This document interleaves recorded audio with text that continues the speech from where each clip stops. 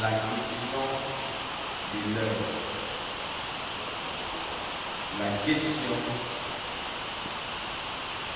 de l'heure. La question de l'heure, c'est le petit thème que le Seigneur a déposé dans mon esprit pour nous dans ce dimanche. Je crois et je prie que cela sera une bénédiction pour chacun de nous.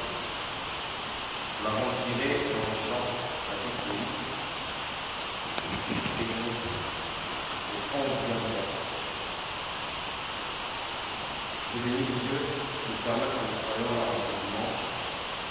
Je crois que de la même manière qu'il nous a accordé la force, le mouvement il nous a rapprochés de ces lieux, il nous permettra aussi que chacun de nous puissions ressortir de ces lieux avec une bénédiction.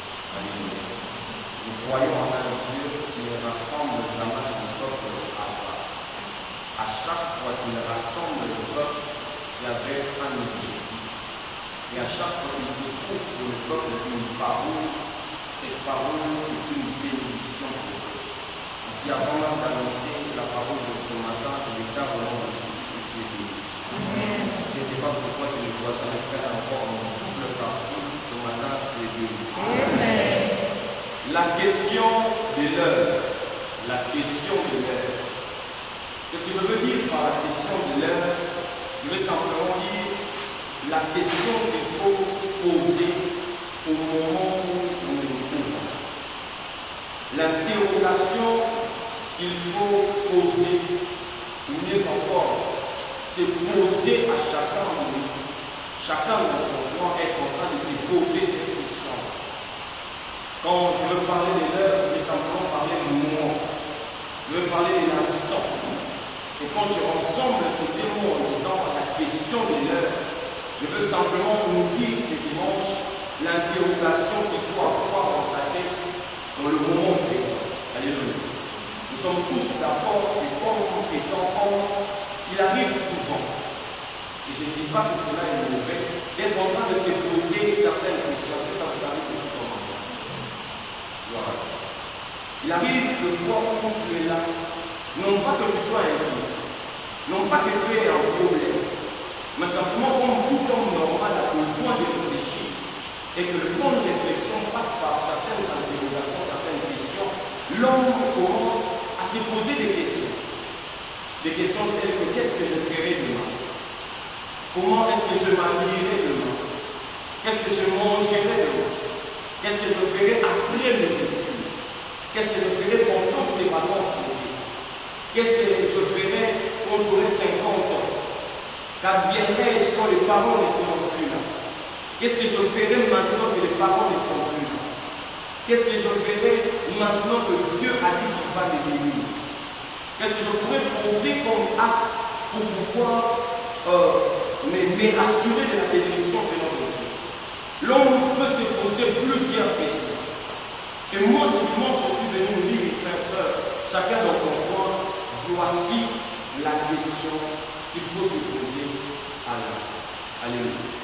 Pourquoi dire voici la question qu'il faut se poser à l'instant? Parce que vous savez, certaines questions ne sont pas importantes à certains moments. On est d'accord avec ça. Certaines questions perdent leur essence à certains moments. Donc, la question reçoit sa valeur par rapport au ciel. L'interrogation est intimement liée à l'instant et au moment.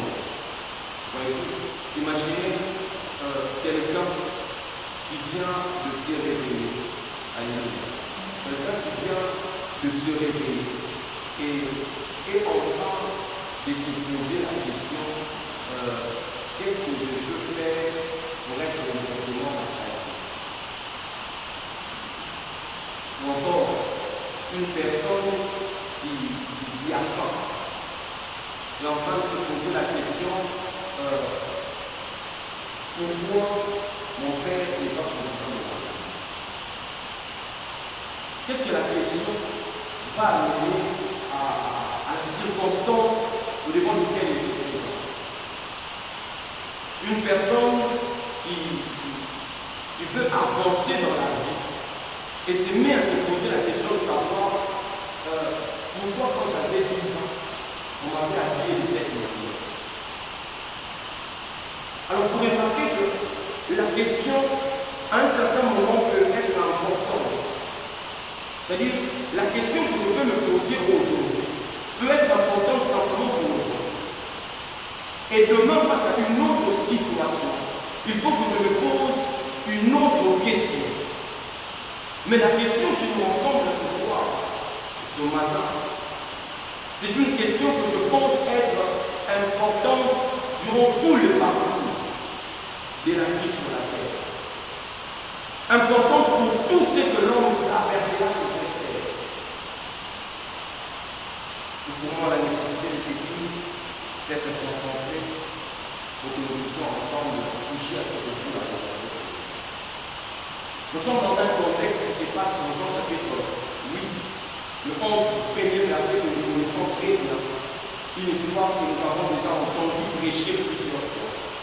Il se passe quelque chose qui, en réalité, n'est pas compliqué, mais dans laquelle nous pouvons tirer beaucoup de leçons.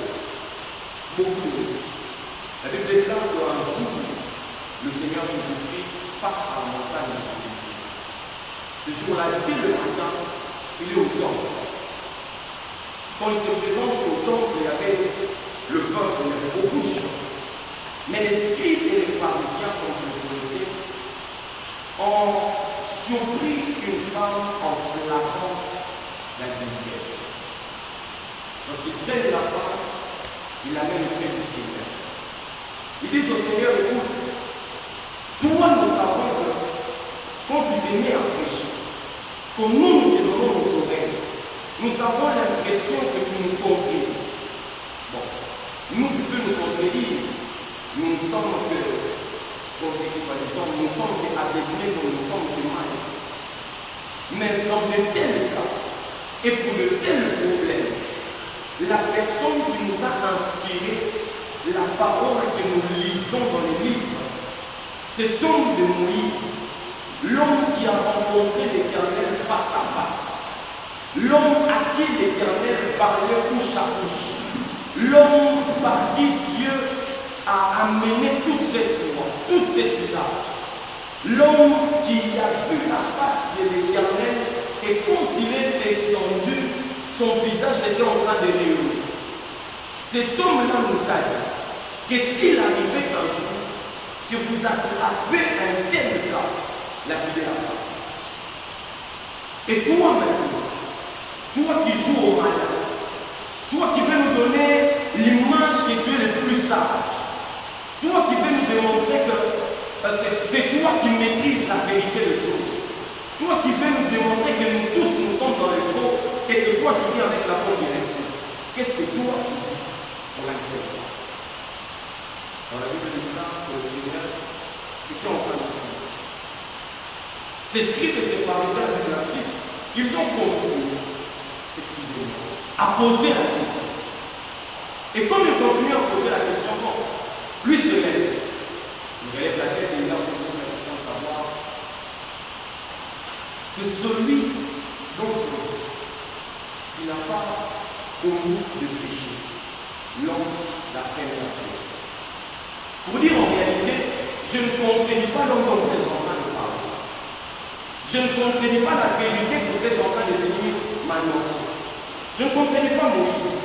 Mais je vous demande simplement, la première personne ou la personne qui sent qu'elle n'a pas commis de péché, parce que vous avez amené cette personne cette femme en accusation, et la première personne se permet à jeter la pierre. La Bible déclare que reprochés par leur conscience, ils ont commencé à se retirer. C'est que moi j'aime, ils ont commencé à se retirer du plus grand. Et étant parti, le Seigneur se rend compte qu'ils sont restés juste avec la femme. Et c'est là que je trouve l'interrogation de l'heure.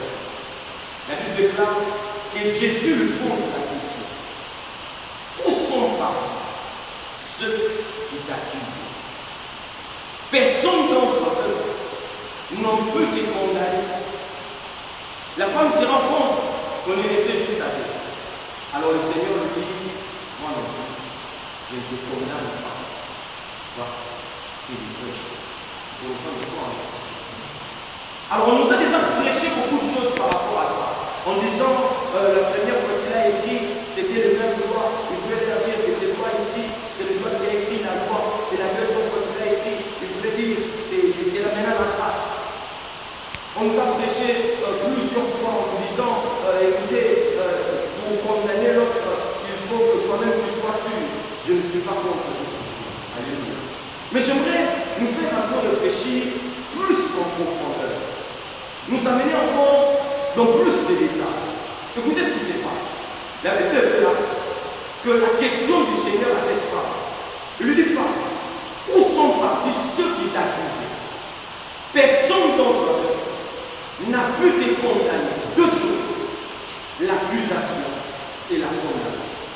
Alléluia. L'accusation et la condamnation. Je n'ai pas fait le droit, mais ceux qui ont fait le droit pour le nom de Dieu seront d'accord avec moi que quand on amène quelqu'un en accusation, c'est avec l'objectif de lui faire subir une peine, n'est-ce pas? C'est-à-dire, quand on vient t'accuser, c'est qu'on te reproche d'avoir fait un mal. C'est pas très bien. Quand on vient t'accuser de quelque chose, on est en train de te reprocher. On dit que cette personne a mal fait. Mais en réalité, ça ne s'arrête pas là. Quand une personne vient t'accuser, c'est parce qu'il s'attend à ce que l'on puisse te donner une sanction. Alléluia. Quand une personne vient t'accuser, c'est parce qu'il attend que l'on puisse te sanctionner, que l'on puisse te donner une peine. Mais le deuxième terme, la condamnation, c'est simplement le fait maintenant de faire que cette personne-là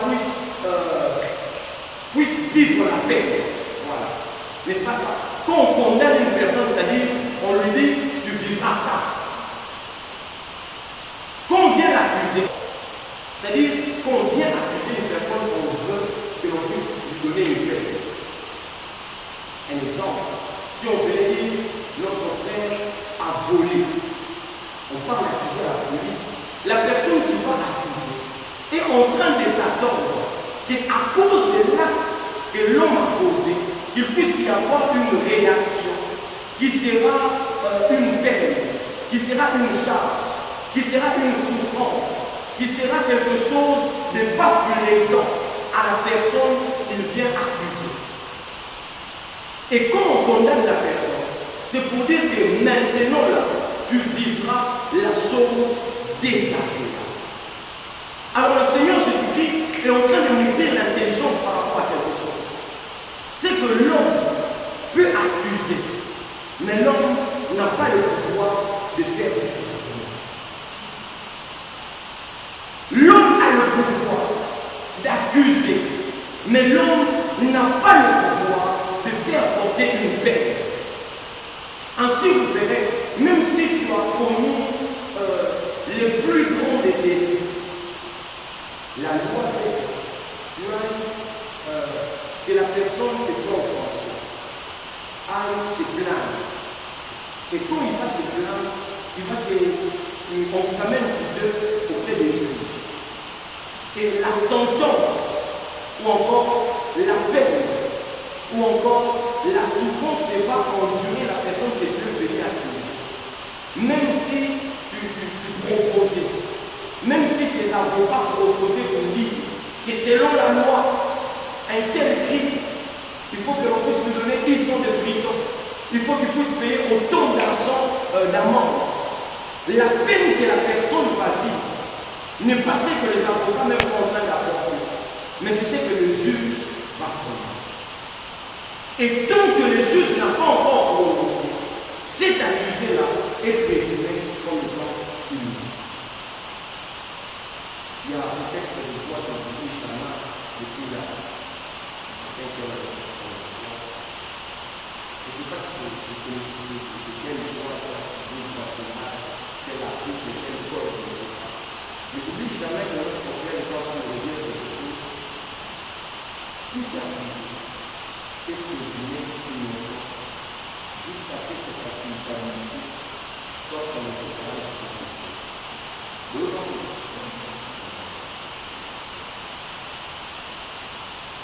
C'est-à-dire, quand l'homme vient accuser, l'homme n'a pas le pouvoir de faire subir la peine. Le pouvoir de faire subir la peine vient de celui qui est en train de juger. Et quand cette personne est en train de juger, la personne est impartiale. La personne doit entendre les deux côtés. Et la personne donne son jugement. Et c'est ce jugement-là qui sera maintenant une condamnation. Alors le Seigneur pose la question à la femme. Pour lui, une femme. Donc de toutes les personnes qui sont venues l'accuser, personne n'a eu la capacité, le pouvoir, la force de pouvoir te faire incomber une situation de condamnation. Comment c'est le cas? Donc ces personnes ont simplement amené vers un tribunal et que le jugement de ce tribunal n'a pas été. Alors le jugement de ce tribunal a dit moi non plus, je te condamne. Va, tu me pêches. Le premier point que j'aimerais que nous soyons abordés, le cœur de l'homme. Le cœur de l'homme. Le cœur de l'homme. Jérémie chapitre 17, verset 9 que nous venons de lire. La Bible est en train de dire que le cœur de l'homme est trompeur. Le cœur de l'homme est méchant. Le cœur de l'homme, personne ne peut le connaître. Quand vous lisez dans la suite, vous vous rendez compte que la seule personne qui peut connaître cela, c'est l'Éternel, qui sont le cœur et le cœur. Pourquoi est-ce que je vais vous parler du cœur de l'homme? Mes frères et sœurs, entrons un peu en profondeur dans ce texte. Écoutez ce que dit la Bible. La Bible déclare que quand ces personnes sont venues vers le Seigneur, on est d'accord, ils viennent pour lui poser la question de savoir une telle femme qui a commis un tel délit que l'on a trouvé en flagrant adultère. Moïse nous a dit que de telles personnes, il faut les lapider. Les personnes qui étaient à côté étaient en train de se dire légalement, ces personnes sont des personnes qui aiment le Seigneur. Ces personnes sont des personnes qui aiment la justice. Ces personnes sont des personnes qui n'aiment pas le mensonge. Ces personnes sont les personnes qui n'aiment pas qu'on se joue des yeux. N'est-ce pas ça? Parce que quand ils sont en train de venir couronner Moïse, en réalité, ils sont en train de venir couronner ce que Dieu a dit. Ils sont en train de venir couronner ce que l'Éternel lui-même avait déclaré par son serviteur. Et alors, ils se laissent embellir de l'image comme des justices. De l'image comme de personnes qui ont les soucis, les désirs de vouloir faire du bien, les désirs de vouloir que la loi de l'Éternel soit respectée. Mais ça ne s'arrête pas. L'homme qui écrit ces textes donne une information importante. Il dit, ce sont des prophètes de l'Église en recherchant que le Seigneur fasse un faux pas pour que lui s'y envoie. Il y a bien de à cause de son mauvais cœur, il arrive que l'homme se présente au devant de Dieu. Ce qu'il est en train de faire, il veut donner à cela la couleur, comme si c'est pour tomber. Mais comme le cœur de l'homme est mauvais, en réalité, c'est parce que mauvais inconscient. Le cœur de l'homme, quand ces personnes ont amené cette femme au devant de Jésus, ils avaient les désirs dans leur cœur de vouloir éprouver Jésus. Moi, je me dis, pour contextualiser l'histoire, je me dis qu'en réalité, c'était des personnes qui recherchaient déjà le moyen de trouver un faux pas à Jésus. Des personnes qui marchaient tous les jours avec la rancœur dans les cœurs de vouloir toucher Jésus dans un faux pas qu'il promettait. Qui est de personnes comme ça sur cette terre? Des personnes qui te regardent. En réalité, leur objectif n'est pas de te propulser vers l'avant. Leur objectif n'est pas de t'aider à avancer. Leur objectif n'est pas de t'aider à aller loin. Mais leur objectif, c'est simplement de trouver une raison pour qu'ils puissent avoir, excusez la tautologie, qu'ils puissent avoir raison de dire que toi tu es amoureux. Il y a même certaines personnes qui, quand ils sont en train de te propulser vers le haut, ils sont en train de te transporter vers le haut, c'est qu'ils recherchent le cœur de l'homme. Le cœur de l'homme. Alors je suis en train de me dire que ces personnes-là recherchaient juste le moyen d'attraper Jésus. Ce sont des personnes qui, même quand ils venaient aux enseignements du Seigneur, ils ne recherchaient pas à écouter la matière ou à être édifiés par ces enseignements. Mais ils étaient en train de chercher à trouver en quoi est-ce qu'il est en train de dire faux. En quoi est-ce qu'il est en train de contredire Moïse, en train de l'accuser d'un délit. Est-ce que tu aimes le conseil?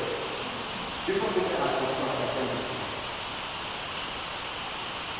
Des fois, il faut faire attention à certaines choses qui viennent te donner comme l'image de ton bonheur.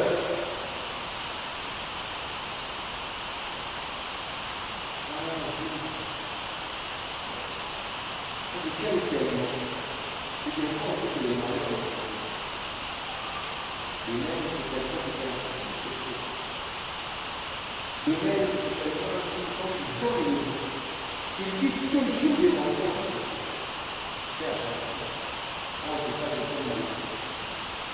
C'est comme ça on ne passe pas. On n'a jamais eu le temps de nous converser. Mais de loin, j'admire ce que tu fais. De loin, j'admire ce que tu fais. Mon frère a dit, garde le Seigneur. Ne perds pas Dieu. Plonge dans les choses petites. Bien que je te le donne dans ce esprit, vraiment dire que Dieu te donne les applications qui sont appliquées. Parce que c'est que les gens ont fait les données. Peut-être que l'évangile est le Dieu. Peut-être que toi, on fait le Dieu comme ça. Peut-être que même le Père a fait l'état de Dieu bon de Dieu. Tout ça, ça veut dire. Et quand on de ma personne, je suis en train de me dire, il faut me dire que quand il va, Dieu est vivant. Non, non, Dieu est vivant. Ça, c'est la réponse de ma prière hier. Hier, j'étais en train de demander à Dieu de libérer les cadavres de toutes les personnes qui sont là. C'est ça, d'ailleurs, je vais commencer à aller. Peut-être que tu vas apporter la formation ici. En tout cas, mon cœur va le mettre là. Qu'est-ce que le frère est en train de se dire au-delà de lui? Que la personne qui est venue lui donner ces informations, c'est une personne qui fait son bonheur. Si tu veux pas mon bonheur, il faut venir de prier Dieu. Non. L'homme n'est pas ce qu'il dit. L'homme est ce qu'il est au fond de lui. Écoutez, quand on dit que l'homme n'est pas ce qu'il dit, il est ce qu'il fait. On dit vrai, mais on n'a pas dit la totalité de la vérité. L'homme n'est pas simplement ce qu'il fait, mais l'homme est ce qu'il est au-dedans de son cœur. Parce que ce qu'il fait peut changer aussi au jour au lendemain. Si tu te laisses même tromper par ce que l'homme fait, oh,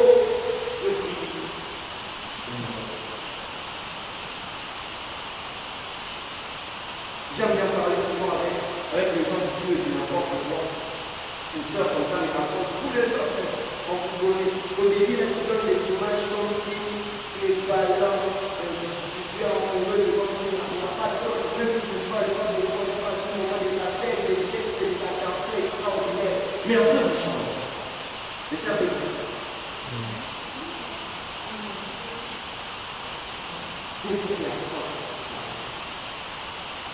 C'est-à-dire, si la soeur est en train de te dire non, à cause de ce que c'est comme c'est un moment, n'est-ce pas qu'elle s'est trompée?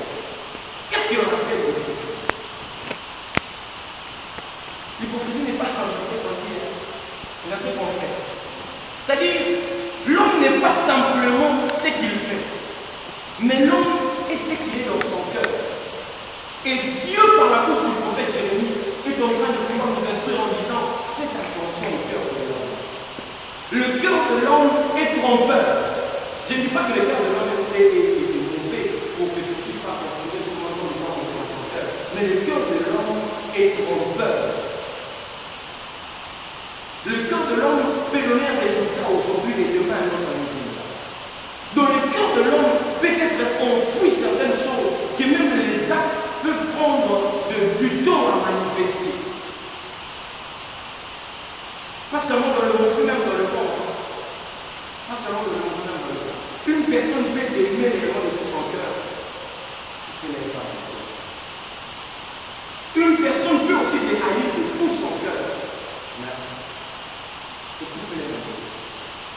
Alors, quand cette femme est approchée auprès de Jésus, quand Jésus regarde ces hommes, il n'est pas intimidé parce que ces hommes sont en train de vouloir faire comme un acte de justice. Il n'est pas intimidé parce que ces hommes sont en train de vouloir manifester comme un amour pour Dieu et pour l'évangile qu'ils sont en train de prêcher. Mais il cherche un peu à connaître qu'est-ce qui se cache dans le cœur. Si tu dis amen, je vais te dire quelque chose. Même quand nous prions Dieu, quand nous approchons devant nous, l'une des choses que Dieu vérifie, c'est notre cœur. Mes frères et sœurs, l'une des choses qui frappe au devant de Dieu, oh, j'ai envie de dire comme ça. Ta mère ne pas la chair de Dieu.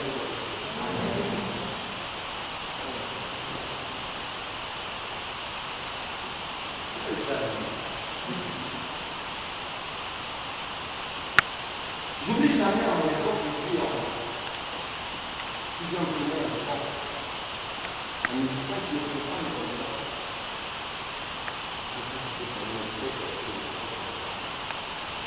Un musicien qui était profane faire la vie. Il crée sa chanson que j'aimais beaucoup. J'aimais. Alors dans sa chanson, il dit, la première fois que j'ai été regardé, j'ai regardé les yeux avant que... Après lui, il dit non, c'est pas vrai. Moi, je confesse que c'est que je viens de dire. C'est fou.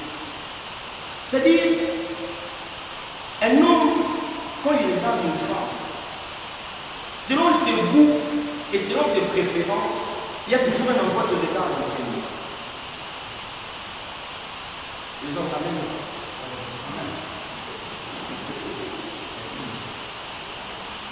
Il y a toujours un endroit qu'il regarde en premier, selon ses préférences. C'est-à-dire, l'endroit qu'il regarde en premier déterminera ce que tu seras pour lui dans la suite. Ce qu'il manifestera dans son cœur dans la suite.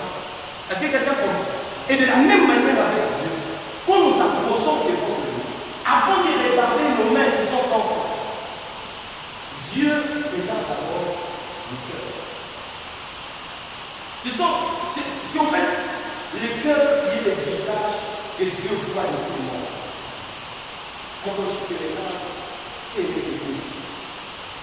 Quel est ton défi dans le monde? Quel est ton frère? Quel est ton mentor? Le mentor mais quand Dieu te regarde, il regarde d'abord le cœur.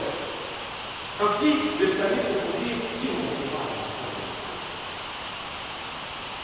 Deux choses, le cœur et les mains. Les choses que Dieu regarde dans le cœur. Et ma prière et mon cœur. C'est deux choses pour celui-là. La première, que nous puissions apprendre à arranger le cœur.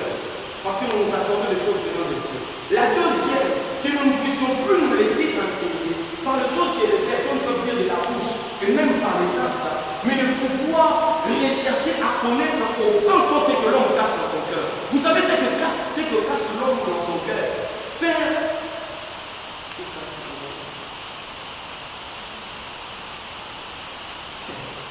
Ce que l'homme cache dans son cœur, tôt ou tard, il finit par le révéler.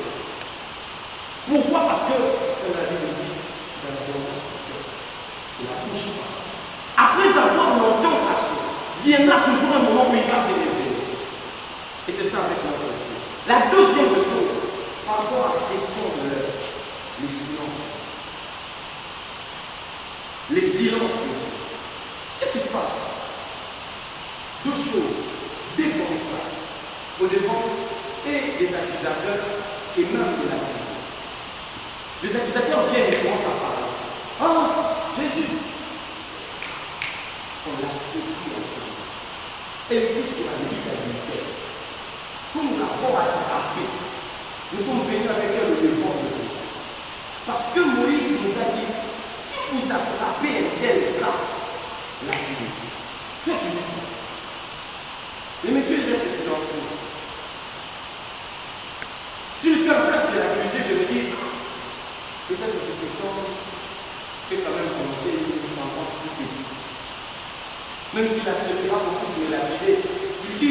les 10 personnes qui sont lapidées.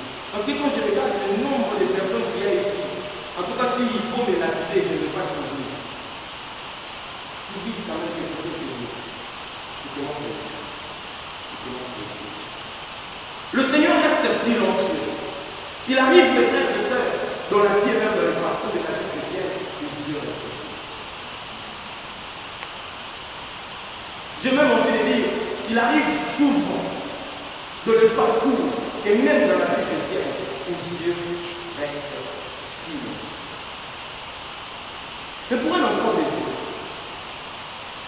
je dis un enfant, on devient un enfant de Dieu. J'ai déjà enlevé tout ce que vous pouvez concevoir comme le fait que Dieu est fâché contre moi, j'ai péché. Non, je ne suis plus dans le péché.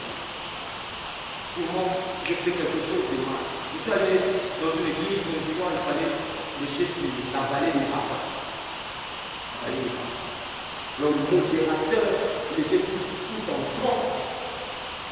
Bien-aimé, prie Dieu, dis à l'Éternel, Seigneur, ne reste pas silencieux, même si je péchais, Seigneur, agis. Le maman se fait en train de pleurer, Seigneur.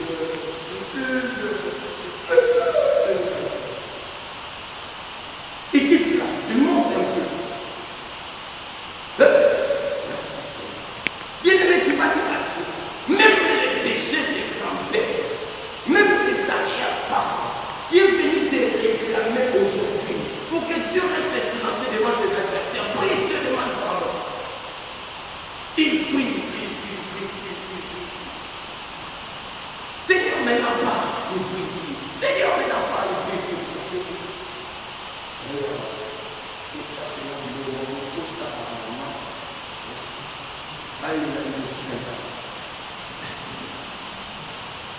Au fait, tout ce qu'il s'est pris comme méthodologie là, je n'ai pas envie de dire que c'est mal, on est d'accord. Mais j'ai aussi envie d'apporter une certaine information à la vie d'un enfant de Dieu, qu'il arrive, mes frères et sœurs, même si tu es prophète, même si tu opères de manière extraordinaire dans le prophétique, il arrive toujours que Dieu reste en relation. N'est-il pas resté silencieux devant le Seigneur Jésus-Christ, son Fils à la croix? Il dit, Père, pourquoi m'as-tu abandonné? Pourquoi est-ce qu'il parle de l'abandon? Parce qu'il se pose la question, comment est-ce qu'il peut rester silencieux? Vous savez, il arrive à un certain moment où tu marches avec le frère. Moi, que je marche avec le frère, je suis en sécurité. Je suis à l'aise, parce que je sais que tu ne peux pas t'aligner avec moi. Il ne peut pas te laisser toucher même à une seule part de ma tête. Je me sentirai en insécurité quand je le verrai tomber. Et tant qu'il est debout, même si tu viens, tu commences à me masser ça. N'importe le fait ma tête après la leçon. Seigneur Jésus-Christ est en train de te dire, tiens, l'Éternel mon Père n'est pas mort. L'Éternel mon Père est encore mort. Comment est-ce qu'il peut laisser ces personnes me faire autant de mal? Je suis venu mourir pour leur péché, mais mon cœur pouvait permettre que ça se passe un peu dans la douceur. Pourquoi est-ce qu'il peut m'abandonner pour casser les doigts? Non, ce n'est pas de l'abandon, mais c'est du silence. Ésaïe chapitre 53, verset 10, la Bible déclare, il a plu à Dieu de l'air brisé par le silence. Quand est-ce que Dieu reste généralement silencieux? C'est quand la personne doit faire preuve de sa foi. Quand la personne doit payer le prix de ce qu'il peut obtenir auprès de Dieu. Le silence de Dieu, mes frères et sœurs, comme on le dit toujours, n'a jamais été son absence. Il arrivera toujours face à une situation, face à une circonstance, où la meilleure stratégie de Dieu pour toi soit le silence. Il arrivera toujours dans la vie de celui que Dieu aime et affectionne, que Dieu reste silencieux avec nous. Seigneur, est-ce que j'ai péché? Et Dieu répond pas. Seigneur, est-ce que tu es là? Et Dieu répond. Seigneur, est-ce que tu es toujours avec moi? Et Dieu répond. Pourquoi est-ce qu'il ne te répond pas? C'est parce qu'il veut retrouver. Qu'est-ce qui se passe dans ton espérance? Qu'est-ce qui se passe au-dedans de toi? Quelles sont les leçons que tu as déjà accumulées? Quelle est la force que tu as déjà acquis? Et écoutez, quand Dieu reste silencieux face à quelque chose, c'est qu'il connaît déjà les résultats, mais il veut voir la force que tu as déjà. Seigneur, il reste une semaine. Seigneur, il reste 2 semaines. Silencieux.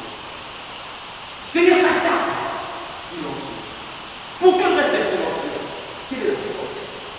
besoin des gens. Parce que de l'autre côté, il y aura des batailles plus grandes que celle-ci. Si je suis tout le temps en train de dire, je suis là pour te tuer, assez les forces pour te débattre. Et alors, quand il y aura une surprise, il est là. Et il observe. Je ne dis jamais à l'homme qui a laissé tomber sa femme à cause de tout ça. Est-ce que vous pouvez nous dire combien de temps?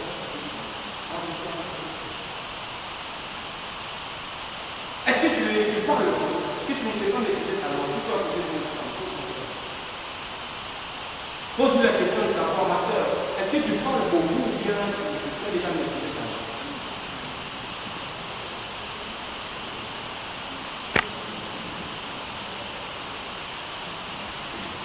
Au fait, qu'est-ce qui s'est passé?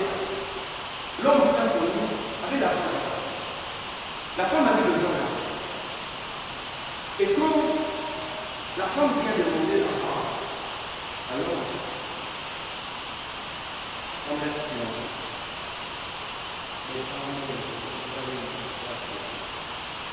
Silence. Je vais poser une question. Non. Silence.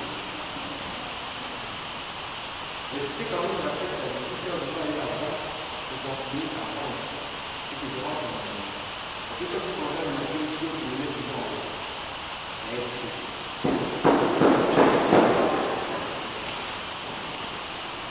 L'homme est resté sans manger.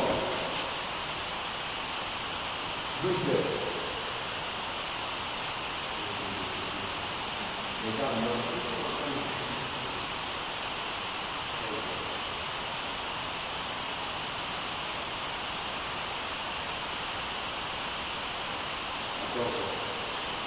Nalobi, au fait, ça peut, au fait, ça peut. Comment tu parles? Tu es trouvé de vous. Ah, ok. Il continue.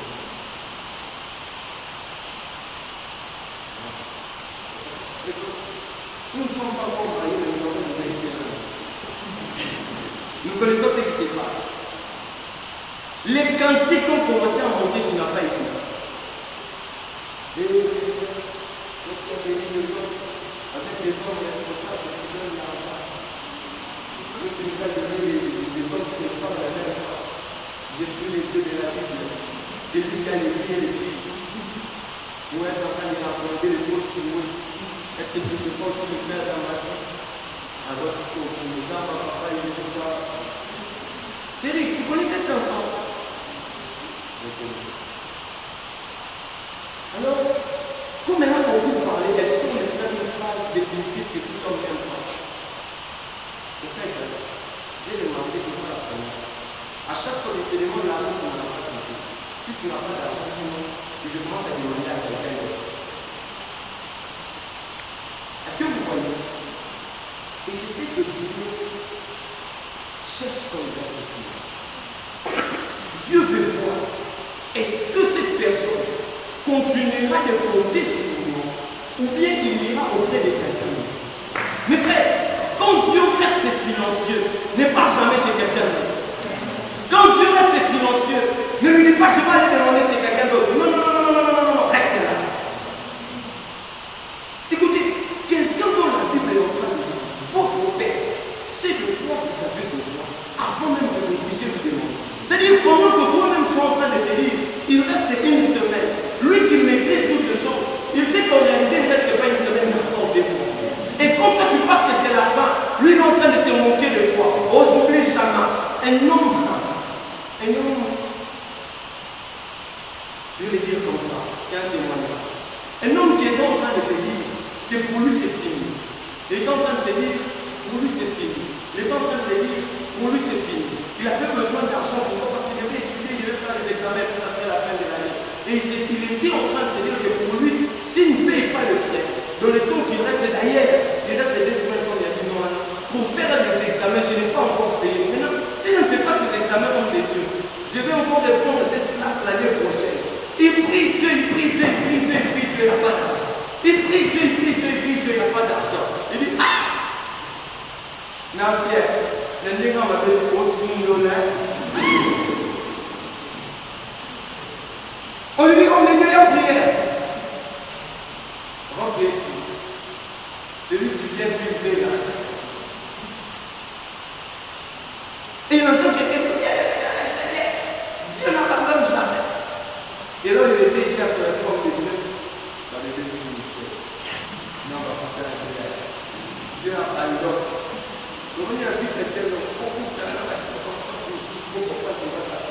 pas parce que tous les autres c'est un peu ça.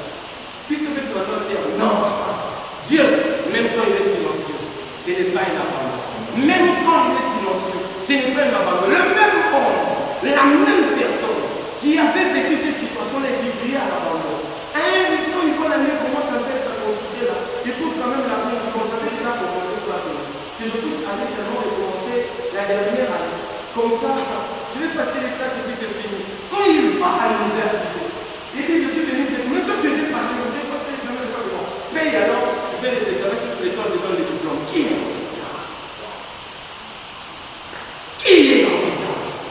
Même quand il reste silencieux. Un homme m'a dit, j'étais dans une relation.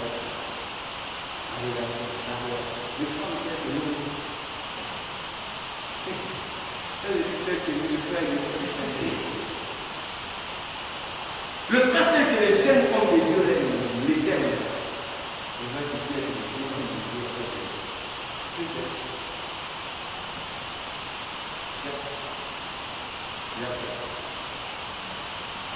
Les jeunes hommes de Dieu. Je ne sais pas si tu as déjà vu.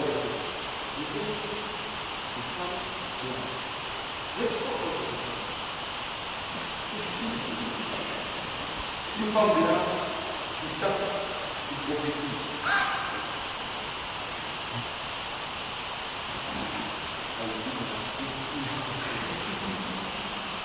Et c'est donc avec une femme comme ça.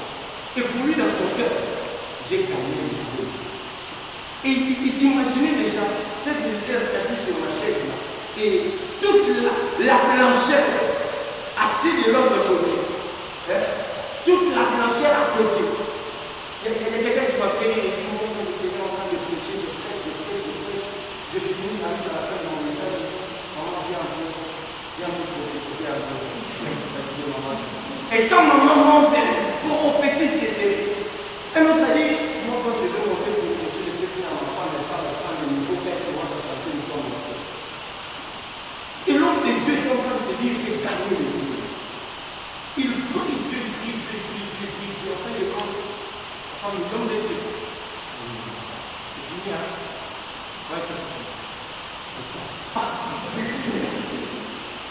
Les hommes de Dieu sont pas Dieu maintenant. Il a pleuré avant de poser la question. Qu'est-ce qu'il a? Mais quand il m'a dit, quand j'avais dit c'est commencé, j'avais fait. Il a commencé à pleurer, il s'est posé la question. Pourquoi Dieu m'a abandonné? Pourquoi Dieu m'a abandonné? Pourquoi Dieu m'a abandonné? Mais des années plus tard, quand l'homme vient se marier, il change de langage. Il dit, oh, si tu m'avais laissé avec celle-là, mais dis c'est moi, n'a pas. Pourquoi? Parce que le fois aussi, quand Dieu reste silencieux, c'est simplement pour te faire arriver jusqu'à la fin. Peut-être que Dieu t'a déjà laissé direction une mauvaise, mais tu continues à prier pour cela. Tu continues à parler pour cela. Mais il reste silencieux pour que toi-même tu puisses en tirer les conséquences. Parce qu'il sait ce qu'il y a au bout du tunnel.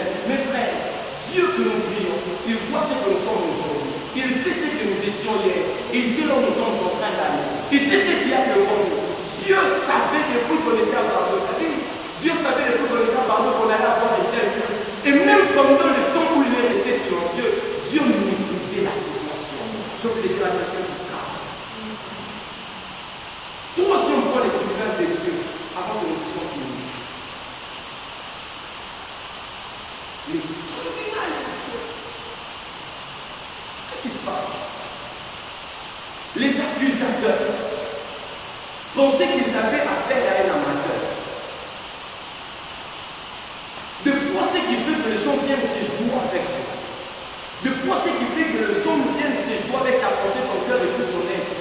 C'est simplement parce qu'ils se disent qu'ils sont face à un amateur. Mon frère, de fois, le diable vient se jouer avec toi. C'est parce qu'il a compris qu'en réalité, tu es un amateur. Quelqu'un qui se laisse intimider par le vent et les tempêtes. Le jour où ils étaient dans la barque, lorsque le vent a commencé à souffler, lorsqu'ils vont réveiller le Seigneur Jésus, Jésus dormait calmement sur son laurier. Vous savez, il y a des fois où il faut rester calme et dire à Dieu, Seigneur, cherche-moi un peu de ça. Il y a des fois où il faut rester calme, arrêter de s'agiter et dire simplement,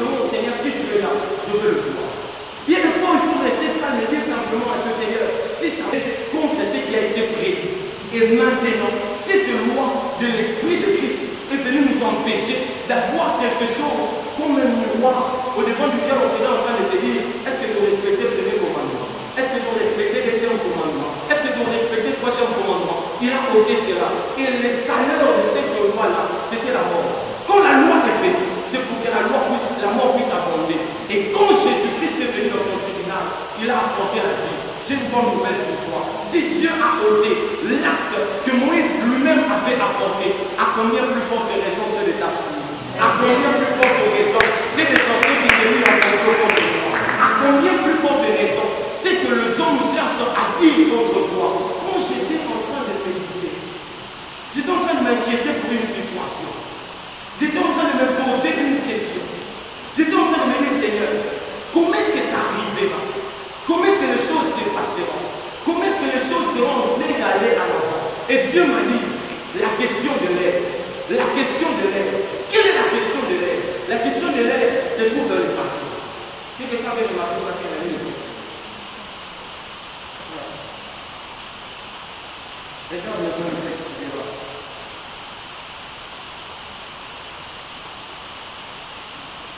Que ceux qui ont fait de bonnes études, comme le dit souvent le frère Honnête, me disent à quel point est conjuguée cette phrase femme, où sont ceux qui t'accusent.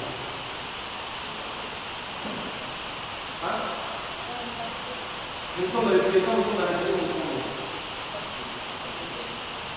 Pendant que tu t'inquiètes pour demain, Dieu m'envoie te dire la question de l'heure, la question qu'il faut se poser par rapport à la situation que tu es en train de traverser maintenant. La question que tu dois avoir face à ce que tu es en train de traverser aujourd'hui, ce n'est pas de savoir si ça va se passer. Ce n'est pas de savoir si ça va arriver. Ce n'est pas de vouloir chercher par quel mécanisme ça arrivera. Mais Dieu me dit de venir te poser la question, où sont parties les personnes qui t'accusaient? C'est-à-dire, pendant que toi tu te poses la question de savoir, est-ce que je vais réellement être un grand homme dans ma vie? Dieu m'envoie te poser la question de savoir, où sont parties les personnes qui disaient que tu n'allais pas naître? Où sont parties les personnes qui disaient que tu n'allais pas étudier? Où sont parties les personnes qui disaient que tu ne serais pas en vie aujourd'hui? Où sont parties les personnes qui étaient en train de dire que toi tu n'aurais plus la possibilité de loger? Où sont parties les personnes qui disaient que sans là, tu n'es écouté pas? Où sont parties les personnes qui disaient que pour lui il n'y a plus d'espoir? Et Dieu me dit de te dire que si tu es capable de répondre à cette question, alors tu es sûr de ce qui arrivera demain. Parce que si ces personnes ne sont plus là aujourd'hui, si les personnes avaient dit que tu allais mourir et que tu es en vie, si les personnes avaient dit que tu n'allais pas étudier et que tu étudies, si les personnes avaient dit que pour toi il n'y avait plus de semaines, mais tu es déjà là, c'est que demain n'appartient plus à ce que les hommes sont en train de dire. Oh, de la même manière qu'ils ont échoué de leur projet d'hier, c'est d'aujourd'hui aussi ne réussira pas. La question de l'aide, ce n'est pas de savoir est-ce que n'a poursuivi sa classe, mais où sont partis ceux qui étaient en train de dire que n'a pas coûté, de la manière dont ils ont échoué au commencement, de la manière dont ils ont échoué au cheminement, de la fin est déjà décidée, de la fin est déjà décidée. J'ai envie de dire à quelqu'un que tu n'as pas cru à un Dieu qui fait des œuvres à moitié. D'ailleurs, il n'aime pas payer ceux qui font des œuvres à moitié, parce que lui-même, c'est un Dieu des œuvres achevées. Je déclare au nom de Jésus-Christ que ceux qui étaient en train d'aller vers la fin, parce qu'ils n'ont pas réussi à t'empêcher de commencer, ils ne réussiront pas aussi à t'empêcher de finir. Ils ne réussiront pas aussi à t'empêcher de finir. Et c'est ça la question de l'aide. Quand ça ne marche pas, ne te pose pas la question, Seigneur, est-ce que tu m'as abandonné? Pose-toi la question, esprit de monde va nous dire la parole de qui nous voit, mais c'est ce que tu m'as appelé. Est-ce qu'il y a quelqu'un qui se connaît pas pour dire l'esprit de mort? Ça de la main. Mon petit temps. Mon mot. Vous connaissez mon mot? Quel est le général? Est-ce que tu es une personne bien tueur en fait? Moi j'aime pas la personne qui a posé les esprits de mort à nous.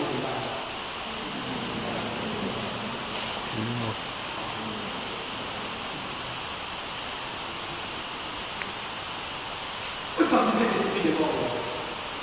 Le même Dieu qui l'a ôté. Quand il a ôté cela, c'était simplement pour faire cesser. Vous savez, quand quelqu'un prend le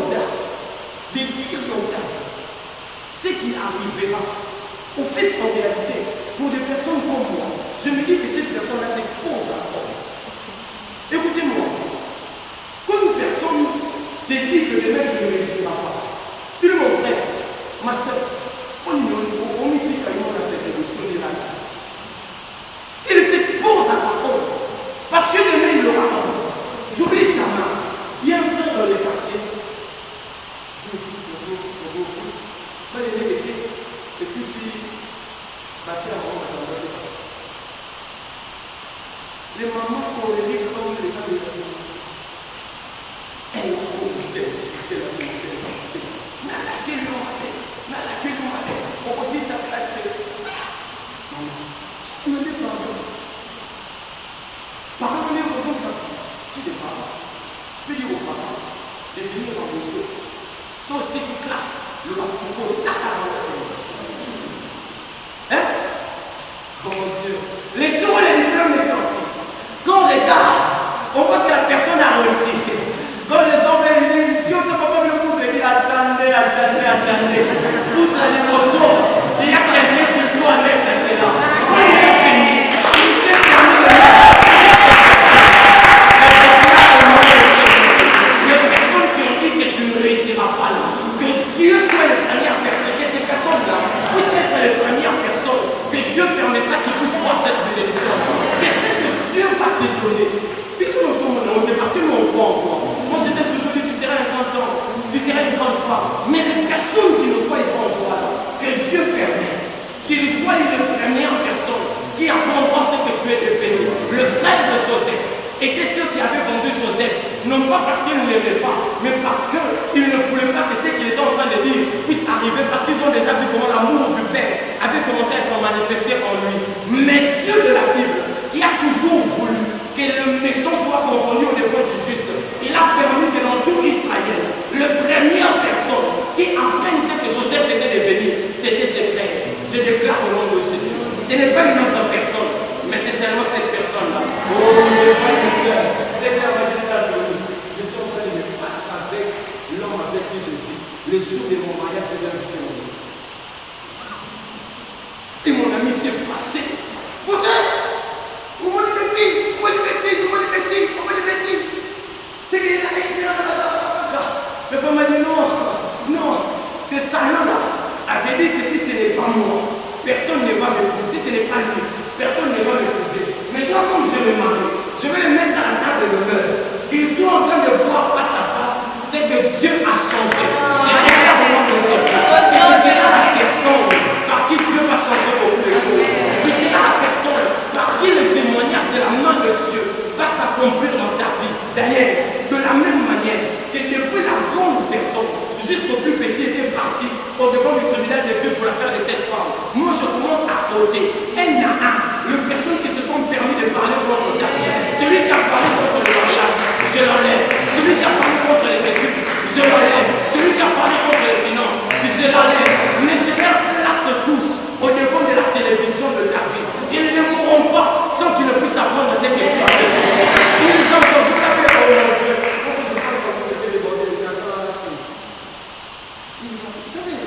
Ah, j'aime ça. J'aime Dieu. Vous avez dit, moi d'abord, aussi. Moi d'abord, j'ai dit que quelqu'un doit être détruit. Mais je ne permets à personne de dire du mal à une personne qui est entrée dans le monde. En tout cas, j'interdis quiconque de dire des tarifs de donner des sages. S'il veut partir, je ne suis pas une folie, mais j'ai reçu. Je suis sous la charge d'un Dieu. Si tu penses que c'est toi qui me nourris, c'est que tu ne connais pas encore mon histoire. Parce que même le peuple que tu as, oh mon Dieu, est-ce que vous savez que certaines personnes ont des moyens parce qu'ils disaient que certaines autres personnes? Je ne sais pas si tu as consommé. Maman n'a pas de parce que Dieu dans le ciel, il sait que cette personne est morte. Cette personne est morte. Et à cause de cela, il ne peut pas mourir. Parce qu'il doit être mort. Dieu lui donne non pas pour ce qu'il est. Dieu lui donne parce qu'il t'aime. Il ne faut pas le donner. Tout le monde te donne parce que tu l'aides. Et puis tu veux qu'il y ait un compte de l'aide. Si les gens savaient combien nous sommes de bénédictions pour eux, ils n'allaient jamais nous calmer. Si les gens savaient combien nous sommes une bénédiction pour eux, ils n'allaient jamais partir.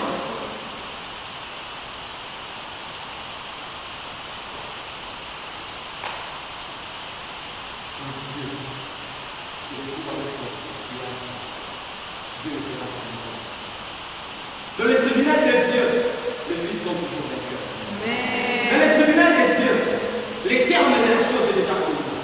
Les fils sont toujours vainqueurs. Pour finir, quatrième point, la recommandation. Femme, tu as gagné le procès. Homme, où sont parties les personnes qui disaient que tu ne réussissais pas? Où sont partis ceux qui disaient que pour toi ça ne marcherait pas? Mais attends, fais une recommandation. La Bible déclare, le Seigneur dit qu'ils sont partis ceux qui t'accusent. Est-ce qu'ils n'ont pas réussi à te condamner? Moi, je ne veux pas réussir. Moi non plus. Je te condamne. Mais bon. Alvin, ils ont dit que ça ne marcherait pas.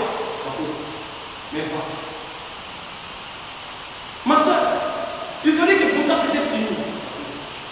Mais pas. En réalité, ne leur donne plus l'occasion de chercher à t'accuser.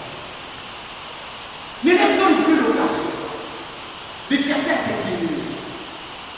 Ne leur donne plus l'occasion de chercher à te désorienter. Non pas. Pour ce qui est de ces cas, Dieu s'est déjà manifesté comme souverain. Et toi, je vais dire à Dieu que ce matin, la direction de la vie de la que Dieu n'était même pas seulement la victoire au combat, mais que compte ce qui a été prédit.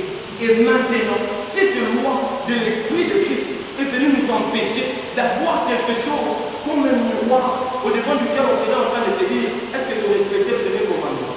Est-ce que tu respectais le deuxième commandement? Est-ce que tu respectais le troisième commandement? Il a ôté cela. Et le salaire de cette loi-là, c'était la mort. Quand la loi est venue, c'est pour que la mort puisse abonder. Et quand Jésus-Christ est venu dans son tribunal, il a apporté la vie. J'ai une bonne nouvelle pour toi. Si Dieu a ôté l'acte que Moïse lui-même avait apporté, à combien plus forte raison c'est de ta famille? À combien plus forte raison c'est des sorciers qui se mis en contre toi? À combien plus forte raison c'est que les hommes cherchent à dire contre toi? Quand j'étais en train de méditer, j'étais en train de m'inquiéter pour une situation. J'étais en train de me poser une question. J'étais en train de me dire, Seigneur, comment est-ce que ça arrivera? Comment est-ce que les choses se passeront? Comment est-ce que les choses seront en train d'aller à l'avant? Et Dieu m'a dit, la question de l'aide. La question de l'aide. Quelle est la question de l'aide? La question de l'aide, c'est pour dans le passé. Si quelqu'un veut remarquer ça, qu'il a mis le texte. Regarde maintenant le texte qui est là.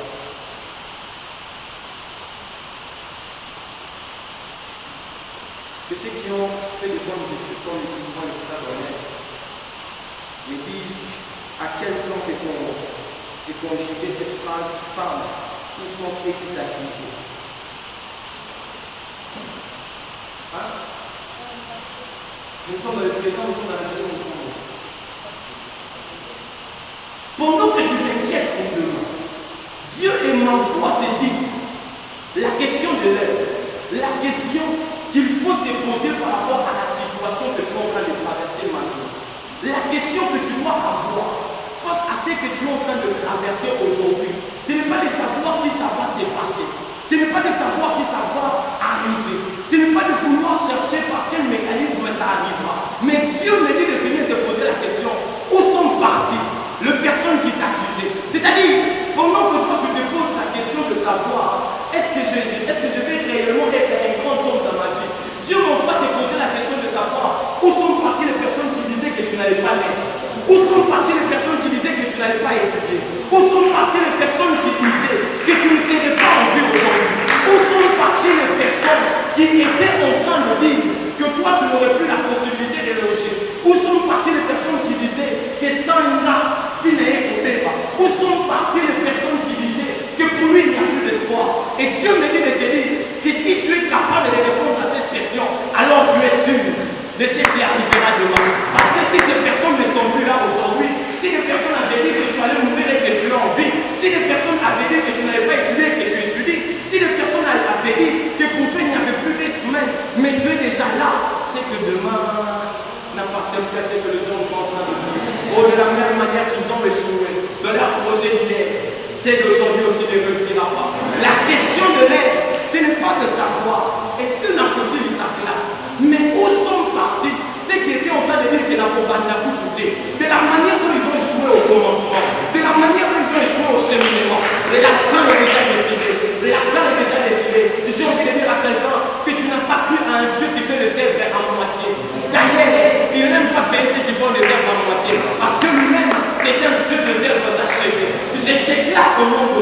sauver. Et ceux qui étaient en train d'aller vers la fin, parce qu'ils n'ont pas réussi à t'empêcher de commencer, ils ne réussiront pas aussi à t'empêcher de finir. Ils ne réussiront pas aussi à t'empêcher de finir. Et c'est ça la question de l'air. Quand ça ne marche pas, ne te pose pas la question, Seigneur, est-ce que tu m'as abandonné? Pose-toi la question, esprit de monde va nous dire la parole de tout le monde. Mais c'est ce que tu m'as appelé. Est-ce qu'il y a quelqu'un qui se connaît pas pour bien l'esprit de mort sur lui? Lève la main sur toi. Bon, c'est bon. Mon mot, vous connaissez mon mot? Quel est le général? Est-ce que tu es une personne bien jouée en santé? Moi, j'aime pas la personne qui a reçu les deux esprits de mort à l'hôpital.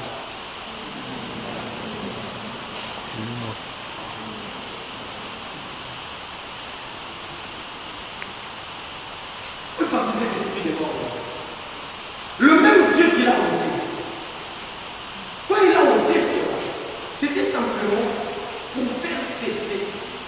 Vous savez, quand quelqu'un prend l'audace de dire l'audace, ce qui arrivera, au fait, en réalité, pour des personnes comme moi, je me dis que cette personne-là s'expose à la porte.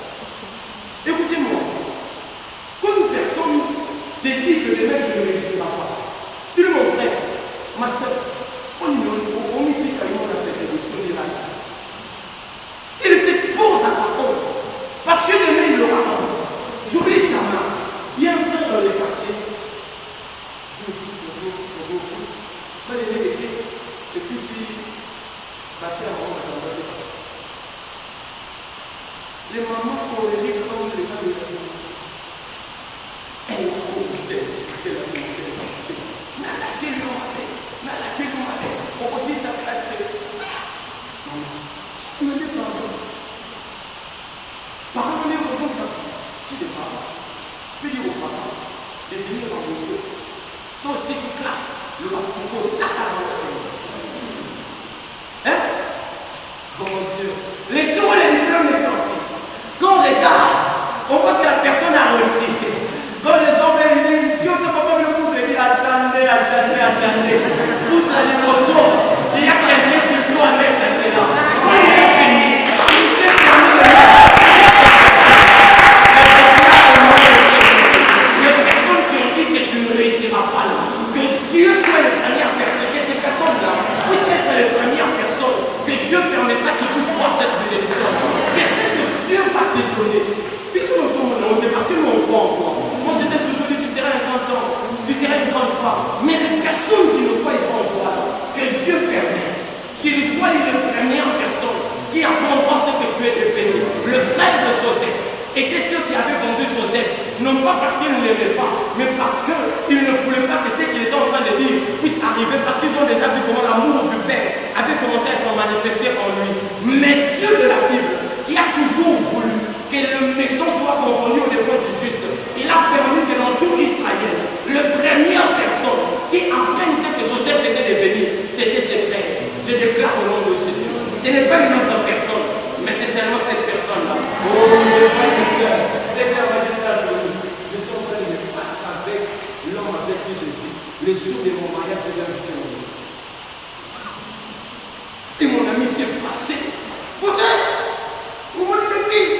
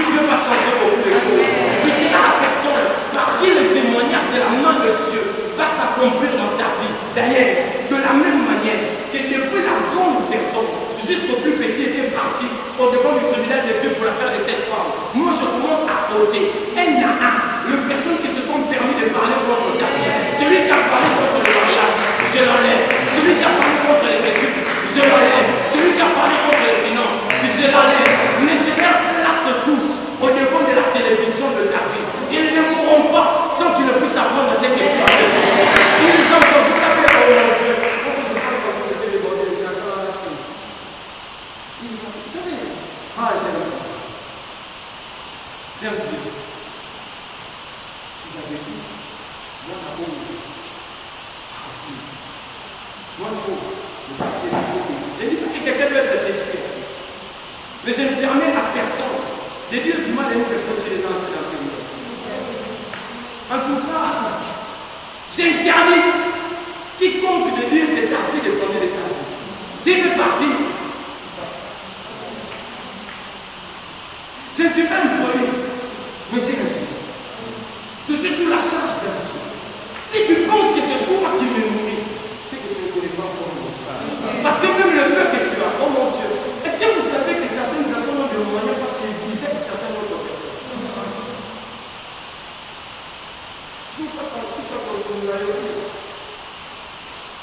Maman n'a pas de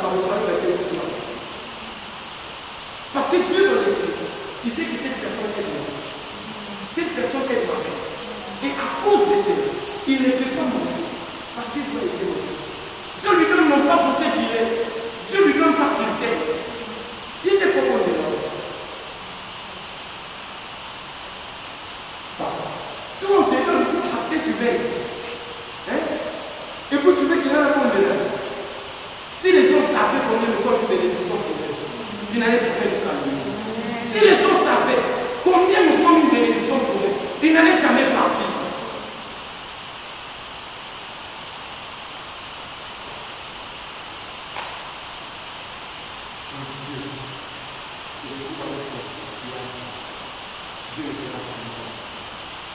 Dans le tribunal de Dieu, les fils sont toujours vainqueurs. Dans le tribunal de Dieu, les termes de la chose sont déjà connus. Les fils sont toujours vainqueurs. Pour finir, quatrième fois, la recommandation. Femme, tu as gagné le procès. Homme, où sont parties les personnes qui disaient que tu ne réussissais pas? Où sont partis ceux qui disaient que pour toi ça ne marcherait pas? Mais attends, c'est une recommandation. La Bible déclare, le Seigneur dit qu'il faut partir ceux qui t'accusent. Est-ce qu'ils n'ont pas le fait de condamner? Moi, je ne veux pas le faire.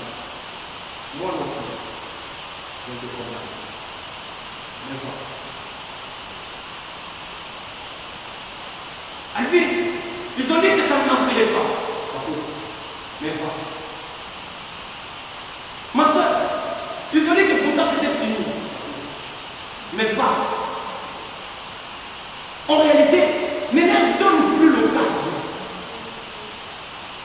de chercher à t'accuser. Ne leur donne plus l'occasion de chercher à t'éliminer. Ne leur donne plus l'occasion de chercher à te désorienter. Tu vas voir. Pour ce qui est de ces cas, Dieu s'est déjà manifesté comme souverain. Mais toi, donc il dit à Dieu que ce matin, la direction de la vie de la que Dieu ne te donne pas seulement la victoire au combat, mais que Dieu te permet de se lever de force. Que Dieu ne te donne pas simplement la victoire au devant de l'humiliation, mais que Dieu t'aide aussi. Parce que quand l'accusateur est parti, il est là, qu'est-ce qu'il est en train de chercher? Il cherche que toi aussi, tu puisses faire face à la personne qui a porté la culpabilité. Qu'est-ce qui se passe? Quand Dieu nous a affranchis d'une situation mauvaise, l'état de l'économie, l'état de la vie, qu'est-ce qu'il a donné de nous? Comme nous voit sur la situation, l'âme,